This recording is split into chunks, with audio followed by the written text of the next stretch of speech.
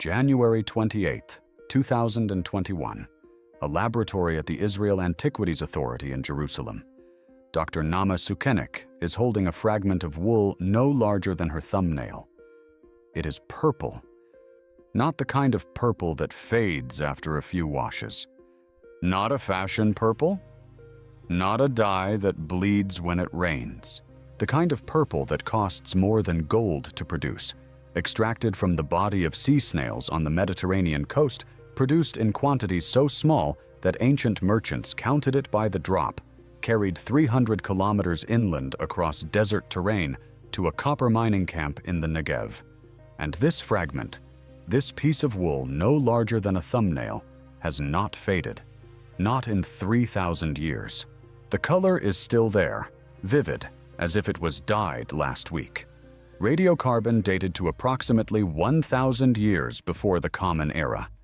The era of King Solomon, when Dr. Sukenik published her findings in PLOS ONE, a peer-reviewed open-access scientific journal.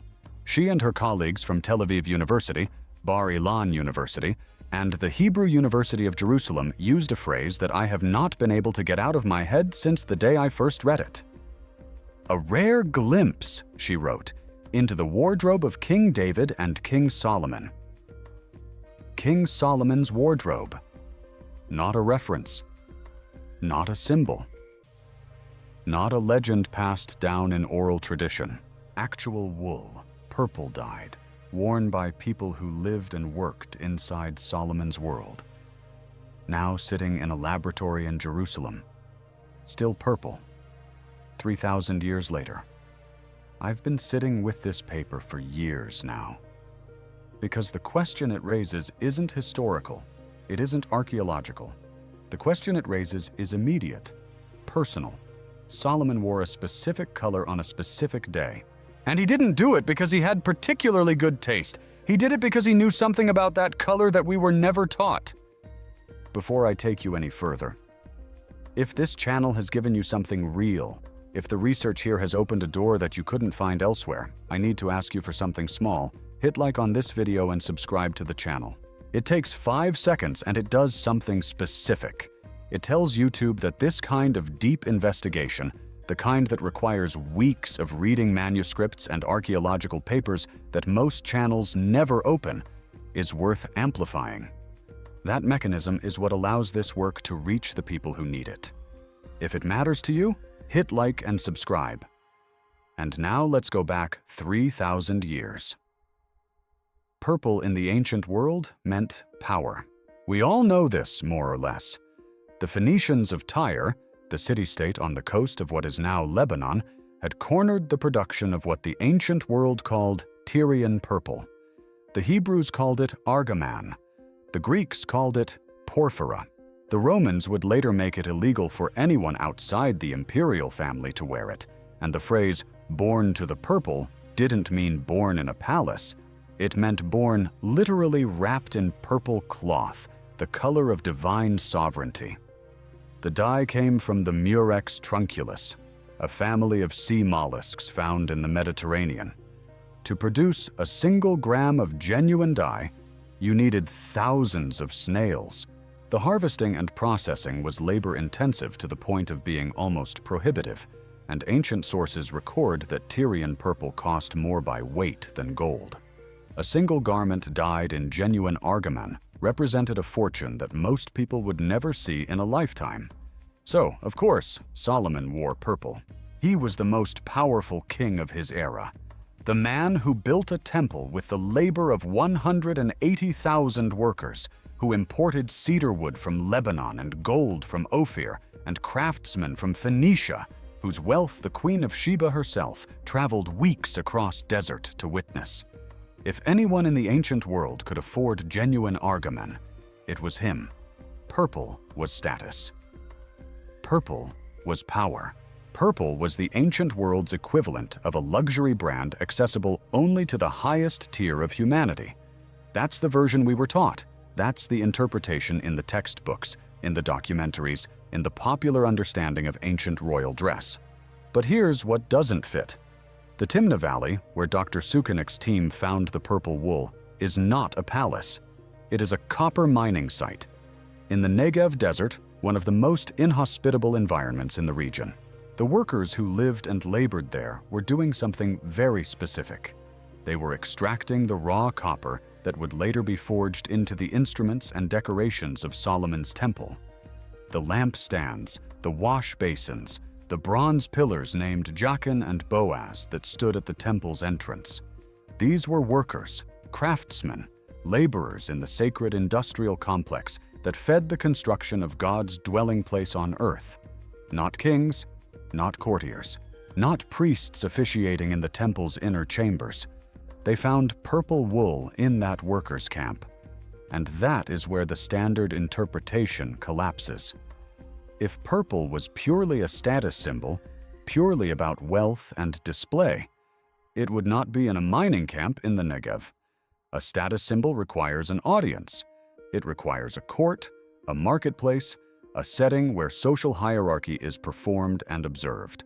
You don't bring your most expensive garment to work a copper furnace in a desert valley where the temperature reaches 40 degrees in summer and the wind carries metal dust, unless the color isn't about display, unless the color is about something that workers at a desert furnace needed just as much as a king seated in a golden throne room.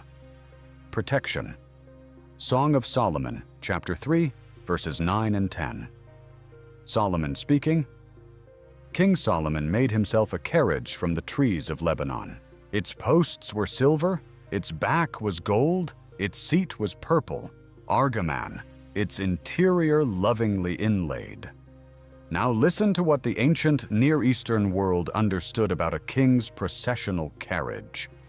The color of a monarch's seat in public procession was not an aesthetic choice. It was a theological declaration, as precise and intentional as any prayer. Every element of a king's public presentation was read by everyone who witnessed it as a statement about the nature of his authority, the divine forces aligned with his rule, and the spiritual boundary that separated his sovereignty from everything hostile to it. When Solomon chose argaman purple for the seat of his carriage, the surface his body rested on in public, the point of physical contact between his person and his vehicle of movement through the world, he was not making a wardrobe decision. He was making a proclamation. This is the frequency of my authority. This is the color that marks the boundary between what is mine and what is not. This is the seal. And then there's the carriage itself. A royal carriage in Solomon's era was used most prominently for ceremonial crossings. The deliberate movement from ordinary territory into sacred territory. A king in his carriage was not merely traveling, he was crossing thresholds. The most sacred threshold of Solomon's week was Friday evening. Erev Shabbat, the moment when ordinary time ends and holy time begins. This is when the purple mattered most. Let me explain what Friday meant in Solomon's theology, because people who haven't grown up inside a tradition that marks Shabbat will not feel the full weight of this. The Sabbath, Shabbat, is not a day of rest in the secular sense. In Hebrew theology, it is a category of time that is fundamentally different from the rest of the week. The word Kodesh, holy, is used in Genesis chapter 2 to describe Shabbat before it is used to describe any place or person. God made time holy before he made space holy. Erev Shabbat, the eve of the Sabbath, which begins at sunset on Friday, is the threshold between ordinary time and holy time. And in Solomon's theological world, every threshold required deliberate preparation and sealing. Think about how Solomon approached thresholds in his physical architecture. The temple he built had a series of graduated courts, each one more sacred than the last, each transition more carefully managed, each threshold more deliberately marked. You didn't simply walk from the street into the Holy of Holies. You passed through public gates, through the court of the Israelites, through the court of the priests, through the sanctuary itself. Each crossing required preparation. Each threshold was sealed. Erev Shabbat was the threshold of the week, the moment when everything ordinary is laid down and something holy is entered. And at a threshold, especially the threshold into sacred time, you are maximally exposed. The forces that cannot enter with you press hardest at the point of crossing. The envy of the weak, the accumulated gaze of everyone who resents what you have built and achieved in 6 days of ordinary time, presses hardest at the moment you try to wrest from it. This is when you need your seal. Now here is where the Torah stops being narrative and becomes instruction. Numbers, chapter 15, verses 38 and 39. God speaks to Moses. This is addressed not to the Levites alone, not to the priesthood alone, to the entire nation of Israel, every person. Speak to the Israelites and tell them to make fringes on the corners of their garments throughout their generations, and they shall put on the fringe of each corner a thread of blue, Tekhelet. And then the explanation, that you may look upon it and remember all the commandments of the Lord your God. Tekhelet, the Hebrew word for a specific shade of azure blue, produced from the same family of sea mollusks that produced argaman purple. Same creature. 2 colors, 1 divine commandment. This was not a suggestion. This was a legal mandate with the same force as the prohibition against murder, the command to honor one's parents, the requirement to observe Shabbat. The entire nation of Israel, every man, every woman, every child old enough to dress themselves, was legally required to carry a thread of a specific color in their daily clothing. Not in ceremonial robes worn once a year, not in temple vestments, in the ordinary clothes they wore to work, to the market, to the fields, to the well. The commandment embedded color into daily life by divine decree. Why? Why would God command a specific color in the everyday fabric of an entire nation's clothing? The Talmud, in Tractate Menachot, folio 43, answers this directly. Tekhelet resembles the sea. The sea resembles the sky. The sky resembles the divine throne. The blue thread in your daily clothing is a bridge, a direct visual and energetic connection between the person wearing it and the highest possible spiritual frequency. You carry that connection on your body, every day, by command. The Patil Tekhelet Foundation, founded by physicist Baruch Sterman in 1991, spent years tracing the exact biological source of authentic Tekhelet blue. Chemical analysis of ancient dye samples and comparison with modern reproductions confirmed what the tradition had preserved. The Murex trunculus sea snail, found off the Mediterranean coast of Israel, produces the authentic biblical azure. Same creature as argaman. 2 colors extracted from the same source, one for daily protection, embedded in every person's clothing by divine law, one for the threshold, worn by kings and priests at moments of maximum spiritual crossing. And the Zohar explains precisely why these colors carry what they carry. The Zohar, the foundational text of Kabbalistic Judaism, attributed to Rabbi Shimon bar Yochai, published by Moses de Leon in the 13th century, treats the evil eye not as metaphor or superstition. It treats it as a precisely described spiritual mechanism with real causal consequences. Here is what it says. When one person looks at another's success with deep, sustained, covetous envy, not casual appreciation, not passing admiration, but the kind of envy that reaches into your gut and twists, something is triggered in the cosmic system. The Zohar calls it a spiritual audit, a review initiated in the higher realms of whether the blessed person truly merits the blessings they have received, whether those blessings are legitimately, permanently theirs. And if that person is spiritually unprotected, the audit can result in the withdrawal of what they have. That is the evil eye, not a physical phenomenon of someone staring at you and sending rays, a cosmic audit, triggered by the intensity of another person's envy, specifically targeted at your blessings. Solomon understood the mechanics of this better than any person of his generation. He was the wealthiest, wisest, most celebrated man of his era. He had accumulated everything that human envy covets: gold, wisdom, power, beauty, divine favor. He was, by definition, a maximum target. Every official in his court, every neighboring king, every merchant who had seen the temple's construction, every visitor who had sat at his table, each one was a potential source of exactly this kind of audit. So he sealed himself. Now here is the Zohar's color doctrine, and I want you to stay with this because it is precise. Fish live their entire lives in the sea, in the blue, and fish have no eyelids. They cannot close their eyes. Day and night, sleeping and waking, they see with open, perpetually vigilant eyes. The evil eye, the ayin hara in Hebrew, requires a moment of spiritual vulnerability. A moment when the person is spiritually unguarded, open in the wrong direction. The fish has no such moment. Its eyes are always open. It cannot be caught by the evil eye, because the evil eye needs the specific kind of spiritual exposure that the fish's perpetual openness prevents. When a person wears blue, Tekhelet, they borrow from the fish this quality: perpetual wakefulness, perpetual vigilance. The color is not symbolic of this protection.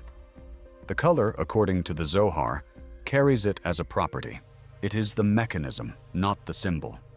And then there is purple, argaman. Argaman sits at the precise boundary between blue and red, the protective frequency of Tekhelet, combined with the earthly force of red, the color of blood, of vitality, of earthly authority. Purple carries both. It doesn't merely protect, it proclaims. It says, this person is under divine protection and carries earthly authority. Both frequencies woven together into a single color. This is why Solomon wore purple on his processional carriage. Not as display of wealth, as theology applied to cloth. I want to make something very concrete before we go further. The tabernacle, the portable sanctuary built by the Israelites in the desert, the mobile temple that preceded Solomon's permanent structure in Jerusalem, had curtains, described in painstaking detail in Exodus chapters 26 and 27. The color of those curtains, blue, purple, and scarlet, in exactly that combination. Not gold, not the white of the priesthood, not the earthen tones of the desert, blue, purple, and scarlet. The three colors that marked the threshold between ordinary space and the space where God dwelt. When Solomon built his temple in Jerusalem, the permanent, magnificent, gold-adorned structure that took 7 years to complete, he used the same three colors. 2 Chronicles chapter 3 records that the skilled craftsman Huram-Abi wove the veil of the temple from blue, purple, crimson yarn and fine linen. The high priest's robes, described in Exodus 28, the most precisely specified garment in all ancient literature, were made with blue, purple, and scarlet thread. Every time the high priest entered the Holy of Holies, the most sacred space on earth, the room where the Ark of the Covenant rested, the room where God was most present, he was dressed in these three colors. These were not chosen for beauty. They were chosen because they mark the frequency of contact between the human and the divine. They are the colors of the threshold. Solomon understood that he himself was, in some sense, a walking threshold, a king given wisdom directly by God, who had built God's dwelling place, who served as intermediary between the divine order and the human world. He applied the temple's color system to his own body. On Friday evening, the greatest threshold of the week, he wore the color of the threshold, argaman, purple. Now let me take you forward 500 years from Solomon, to the 16th century, to the city of Safed in what is now northern Israel. Rabbi Isaac Luria, known by the acronym the Arizal, considered the greatest Kabbalist of his generation, the man who systematized the deepest mechanics of Kabbalistic theology in the Safed school, taught something that crystallizes everything I've been building toward. He said, The color you wear when you cross the threshold of Shabbat is the color you will wear in the world to come. Let me say that again. Not the color you wear to synagogue on Saturday morning. Not the color of your most expensive outfit. The color you are wearing at the precise moment when Friday's sun goes down and ordinary time ends. That color will follow you into eternity. In Kabbalistic thought, certain threshold moments carry a permanence that ordinary time doesn't. Birth, death, Yom Kippur, the entry into Shabbat. These are moments when the barriers between this world and higher worlds become thinner, when what you bring into those moments impresses itself more deeply into the fabric of reality than what you bring to an ordinary Tuesday afternoon. The Arizal's community in Safed practiced this literally. Every Friday afternoon, they would immerse in the mikveh, the ritual purification bath. They would dress in white. And then, at sunset, they would walk out to the hilltops outside Saft to welcome the Shabbat as it arrived. He specifically forbade black on Shabbat. Black, he said, is the color of exile, the color of spiritual mourning. It belongs to the struggle of ordinary time, to the difficulty and the darkness of the 6 working days. When you cross the threshold into sacred time, you leave the exile behind, and therefore you leave its color behind. Now, some listeners will notice the tension here. I have been talking about Solomon's purple, and the Arizal is talking about white. Let me address this directly. These are not competing teachings. They are 2 different keys for the same lock.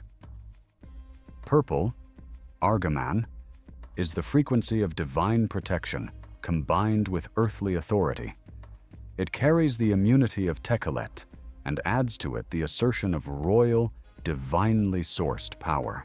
Wearing purple on Friday says to whatever dimension receives that signal, this person is under the authority of the divine king. They are not spiritually exposed.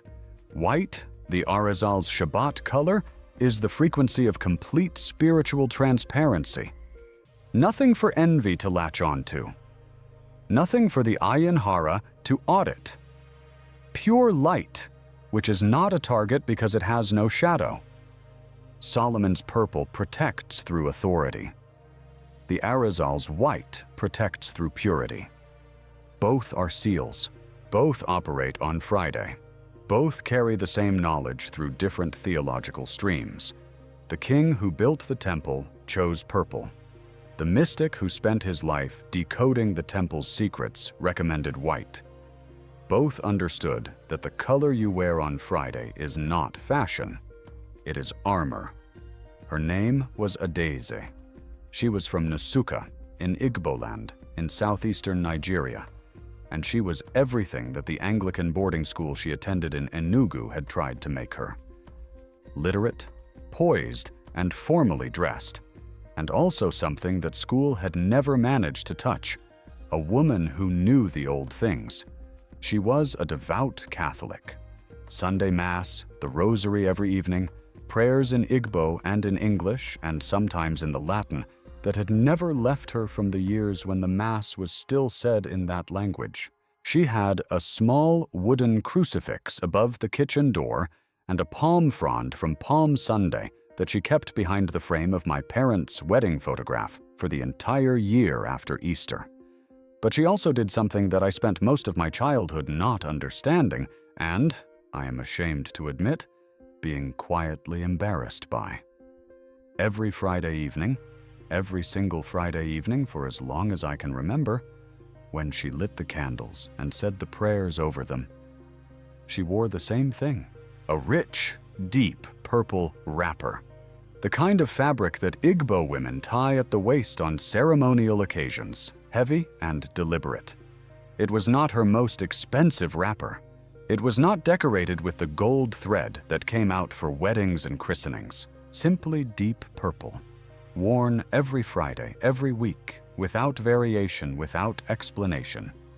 When I was about 12 years old, old enough to be skeptical of everything, young enough to still ask direct questions. I asked her why. She looked at me for a moment, with the expression she reserved for questions she considered more important than I had realized they were. "The week is going in tonight," she said. "You have to be dressed for where you're going." I didn't understand. I was 12. I filed it under the category of things that mothers say that don't quite make sense, but that you're slightly afraid to push on too hard. I'm 57 years old now. I've spent 30 of those years reading manuscripts in libraries.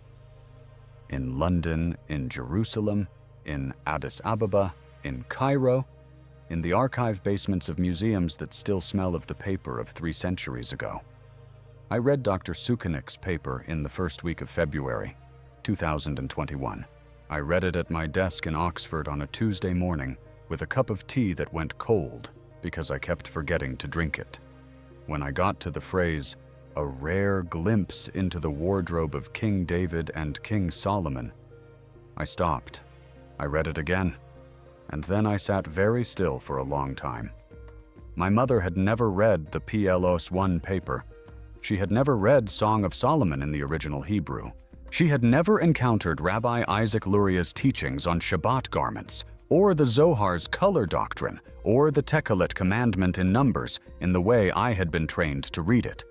As an academic, with commentaries and concordances and 3 centuries of scholarship stacked around me. But every Friday evening, for the entire childhood I can remember, and according to my aunts, for decades before I was born, she put on her purple wrapper and lit her candles and dressed for where she was going. She was wearing Solomon's color on Solomon's Day, and I almost missed it entirely. Because I had been trained to look for knowledge in manuscripts, she was carrying it in her clothing. And this is what I need you to understand about the African tradition, because it is not a footnote to the Hebrew tradition. It is not a borrowing, not a cultural echo, not a simplified folk version of a more sophisticated theology. It is an independent confirmation, arriving from a completely separate direction. No shared texts, no contact with the Kabbalistic schools of Saft, no access to the temple architectural specifications of Exodus or the color commandment of Numbers. An entirely autonomous spiritual lineage developed on a different continent over thousands of years by people who had no reason to arrive at the same conclusions as the Hebrew tradition, unless those conclusions were correct. In Yoruba culture, one of the largest and most sophisticated spiritual traditions in Africa, with a theology that has survived diaspora across 4 continents, color in clothing is not aesthetic. It is not decorative. It is communication. White is the color of Obatala, the Yoruba deity of purity and divine creation, the force associated with the highest spiritual frequency. When a person is crossing a threshold, undergoing a rite of passage, moving from one state of being to another, they wear white. They are broadcasting to whatever dimension receives that signal. I am aligned with the source. I enter this crossing protected.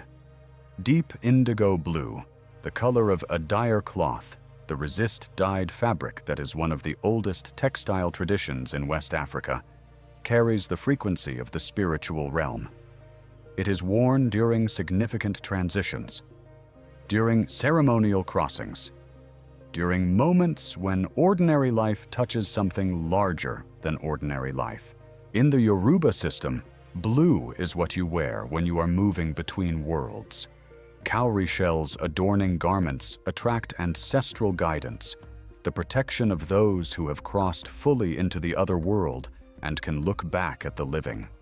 Red adornments carry the force of spiritual authority directed outward against hostile forces. Not aggression, the assertion of divine command against what threatens. The Igbo tradition that my mother carried from Nsukka shares this fundamental principle, even while its specific expressions differ from Yoruba practice. The Igbo world treats color in clothing as a broadcast, a declaration, What you wear announces to the spirit world what kind of protection you are claiming and what kind of presence you are inviting into your experience. This is the same theology arrived at through a completely independent path on a completely different continent with no shared texts that Solomon employed in his argaman purple. And I want you to notice something very specific about what I have just given you.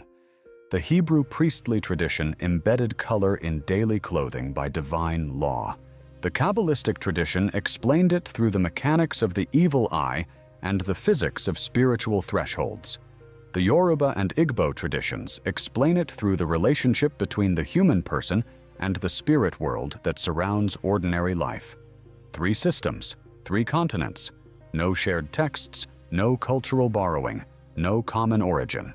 One principle: the color you wear is not passive. Now, I have been presenting this kind of research long enough to know exactly what a portion of my audience is thinking right now. Emeka, you are a trained academic. You studied ancient Near Eastern languages at SOAS. You've spent years in real archives with real manuscripts, and you're telling me that wearing a purple shirt on Friday will protect me from the concentrated envy of people who resent my promotion? That is superstition dressed up in archaeological language. Let me engage with that directly. The Torah. Not a tribal legend, not a collection of ancient folk beliefs, but the constitutional document of a civilization that has persisted for 3,000 years and that every major legal tradition in the Western world draws from, commanded the entire nation of Israel to embed a thread of a specific color in their daily clothing, specifically as a protection act. This was law, enforceable law, not optional, not cultural, not private. The same legal force as the prohibition against murder. We are not talking about a grandmother's herbal remedy. We are talking about a legally mandated daily practice imposed on millions of people by the same document that commands justice for the poor and establishes the framework for a functional society. The Torah does not include superstition in its legal code.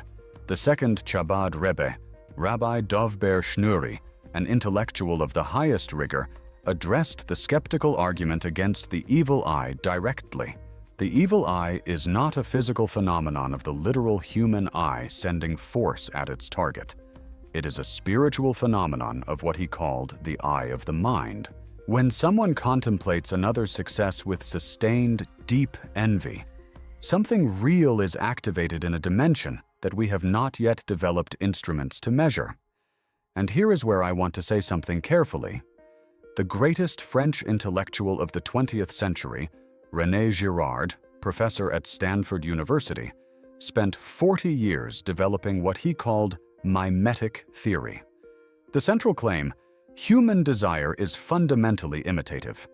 We want what we see others wanting, and when mimetic desire curdles into envy, when the desire shifts from wanting what someone has to wanting them to lose it, it creates measurable, documented social harm. Relationships fracture, opportunities close, things fall apart in ways that seem to have no rational explanation. Girard was describing, in academic sociological language, the same force that the Zohar calls the Ayin Hara. 5 ancient civilizations on multiple continents did not independently develop elaborate, expensive, legally enforced protection systems against nothing. They observed something real. They built a response, and they encoded that response into the most ubiquitous, daily embodied act of human life. What you put on your body when you wake up. Because they understood that protection needs to be worn, not merely believed. I want to stop here for a moment. If you have stayed with me through this investigation, you have received something that took weeks of work to assemble. The archaeology, peer-reviewed, published in a scientific journal, dated by radiocarbon analysis to exactly Solomon's era. The scripture, Song of Solomon, Numbers, the Torah's specific blue thread commandment, the Kabbalistic theology, the Zohar's evil eye doctrine, the Arizal's Friday garment teaching, The African confirmation, Yoruba and Igbo color theology, arriving at the same principle through a completely independent path. You now understand something about color, protection, and Friday that most people, including most people who consider themselves spiritually literate, have never had assembled for them in one place. If that means something to you, you can support this work through the Super Thanks button below this video. It's a single tap. It tells me that the weeks I spend in archives and manuscripts and peer-reviewed journals are worth something to someone outside my own head. You're not a passive viewer on this channel. You are part of an ongoing investigation. Now let me give you the verdict. Let me tell you what I believe after years of sitting with this research. There is a principle that 3 ancient traditions have preserved. Independently, without sharing texts, without cross-referencing each other, developed on different continents in different millennia. And that principle is this: the color you wear is not passive, it is not decoration, it is not fashion, it is not cultural identity, it is a frequency you broadcast, a seal you claim or fail to claim, a signal you send into a dimension that 3,000 years of systematic human observation, Hebrew, Kabbalistic, African, has documented as real and responsive. The Torah said, "Embed blue in your daily clothing," by divine command, for protection. Not suggested, commanded. The Zohar said, "Blue borrows the immunity of the fish that cannot close its eyes. Purple stands at the intersection of divine protection and earthly authority." These colors do not merely represent protection, they carry it. The Arizal said, "The color you wear when you cross the Friday threshold will follow you into eternity. Choose accordingly." My mother said, to a 12-year-old boy who wasn't ready to understand, "The week is going into night. You have to be dressed for where you're going." The Yoruba and Igbo traditions say, "The color you wear is a broadcast, a signal. What you communicate to the spirit world depends entirely on what frequency you choose to put on your body." 3 independent streams. Hebrew priestly theology. Kabbalistic Shabbat tradition. African ceremonial color doctrine. No shared texts. No cultural borrowing. No common ancestor. And all 3 arrive at the same reservoir. The color is not passive, the day is Friday. And the color Solomon chose for Friday, confirmed by archaeology in 2021, confirmed by scripture, confirmed by 3,000 years of Kabbalistic and African tradition, is argaman. Purple. The color Solomon wore every Friday was purple. We no longer have to take this on faith.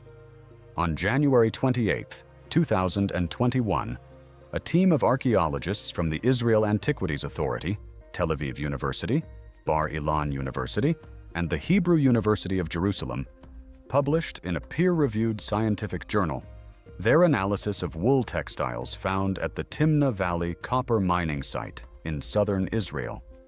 The dye, genuine argaman royal purple, produced from Mediterranean sea mollusks.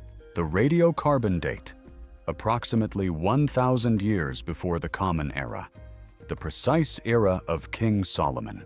Not palace robes, workers' clothing, found among people doing sacred labor in service of the temple. Purple was worn where the temple's work was done. Song of Solomon chapter 3 confirms it. His carriage, his vehicle for crossing thresholds, draped in argaman purple. A theological declaration in cloth. The temple's own color system confirms it. Blue, purple, and scarlet mark every threshold between ordinary and divine space, from the tabernacle's curtains to the high priest's robes to the veil of the Jerusalem temple. The Zohar's color doctrine explains why. Purple sits at the exact intersection between Tekhelet's divine immunity and the earthly force of authority. On Friday, the most spiritually exposed threshold of the week, the eve of Shabbat, the crossing from ordinary time into sacred time, Solomon sealed himself in the color that carries both. He was not performing wealth, He was not displaying status. He was not following a fashion convention of his class. He was sealing himself against what every wealthy, powerful, blessed person in human history has faced: the sustained, concentrated, covetous attention of people who want what you have and cannot bear that you have it. Here is the verdict. The color is a seal. The day is a threshold.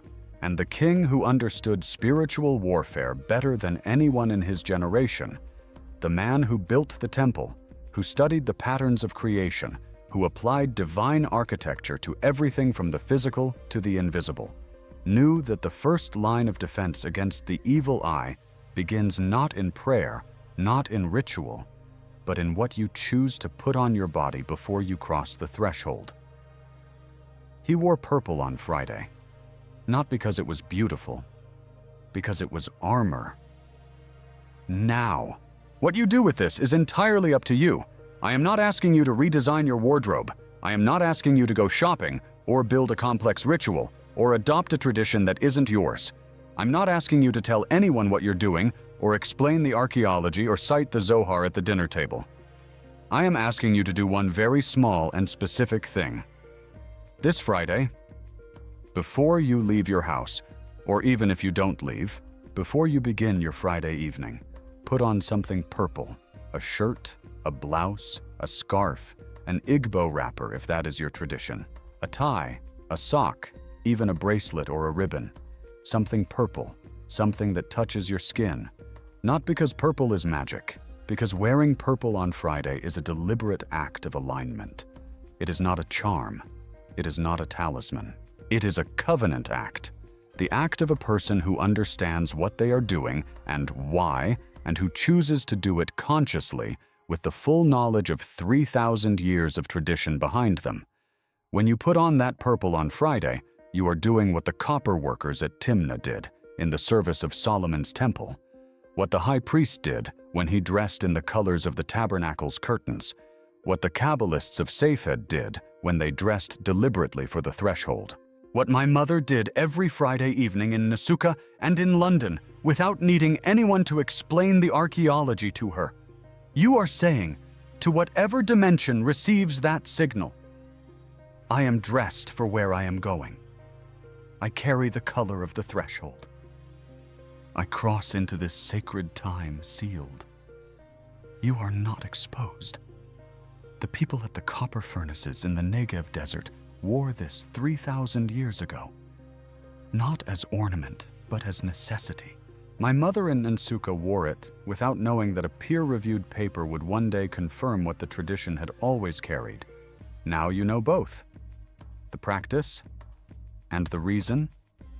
This Friday, something purple, even something small. The week is going into night. You have to be dressed for where you're going. Before you go, I need to ask you something specific. Right now, while you're watching this, someone is coming to mind. Maybe a colleague who seems genuinely happy for you to your face, but around whom things always seem to shift.